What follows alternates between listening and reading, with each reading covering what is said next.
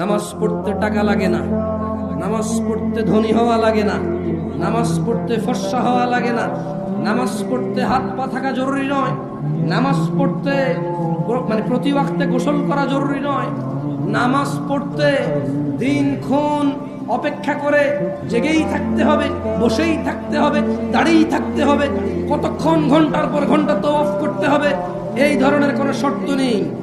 মহিলা পুরুষের আলাদা বিধান নেই, ধনী দরিদ্রের আলাদা বিধান নেই। অথবা তারা যারা সালাতকে ত্যাগ করেছে, আল্লাহর নবী বলছে ইসলামের স্তম্ভ 5টি: আল্লাহকে সাক্ষী দেওয়া, ওনার রাসূলকে সাক্ষী দেওয়া এবং সালাত প্রতিষ্ঠিত করা, সমর্থবান যাকাত দেওয়া, সমর্থবান হজ করা, 11 মাস শেষে 1 মাস রোজার মাস যারা পেল তারা রোজা রাখবে, যারা তারাই হচ্ছে মুসলমান। এটা হচ্ছে ইসলামের স্তম্ভ। কয়েকটি কাজ একনিষ্ঠভাবে করলেই আমরা জান্নাতে প্রবেশ করতে পারি, যার অন্যতম হলো সিয়াম।